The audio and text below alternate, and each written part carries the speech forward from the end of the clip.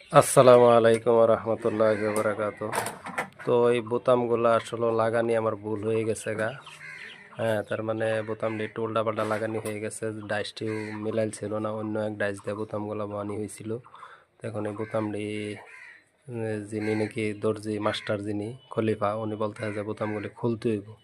তাই আমি পেরেশানিতে পড়ে গেলাম। নতুন পাঞ্জাবি বোতামগুলা খুললে আবার পাঞ্জাবিটা যদি নষ্ট হয়ে যায়, দাগি হয়ে যায়, যেহেতু এটা সামনের প্লেটের মাঝে বোতামগুলা লাগানি। এখন এই যে কাইটিং মাস্টার আইসি খলিফা, উনি বলতেছে যে আসলে এটি তো কি উল্টা পাল্টা করে আলছেন আপনি, এটি তো হয় নাই। তো এখন আমাদের খলিফা এই বোতামগুলি বলতেছে খোলার জন্য। তো আমি বললাম এই বোতামগুলি আমি কীভাবে খুলবো, এটি তো সমস্যা হয়ে যাবো, যেহেতু লাগানি খুব রিক্স, খোলাটা আরও রিক্স, কাপড় কাটতে যাওয়ার সম্ভাবনা। এই যে ডাইস দেখাইতেছে যে আসলে এই ডাইস তো হ্যাঁ এই বোতাম লাগানির না।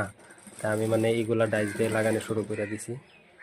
বহুত দিন ধরে কাম করি নাই, তো যে কোনো একটা কাজ আপনার প্রথমে কিছুদিন নতুন হিসাবে কিছুদিন করার পরে আর একটু অভিজ্ঞতাটা বাড়ে। আমি বহুত আগে করছিলাম, এখন হঠাৎ করে আসছি আবার।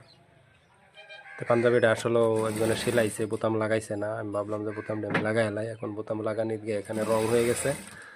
তো এখন এই বোতামগুলো লাগাইয়া দেখতেছে খলিফা যে আসলে বোতামগুলো ফিটিং হয় কি না।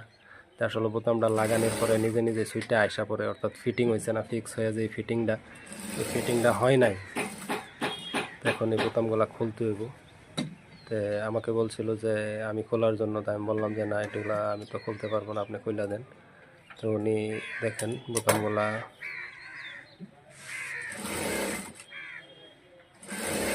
বোতামগুলা উনি চেষ্টা করতেছে লাগানোর জন্য, যে আসলে লাস্ট মুহূর্তে বোতামগুলা খোলাই লাগবে দেখা যাইতেছে। তো উনিও চেষ্টা করতেছে যে বোতামগুলা লাগতেছে না, যেহেতু ডাইস ফিটিং হয় নাই, ডাইস ঠিক মতো হয় নাই।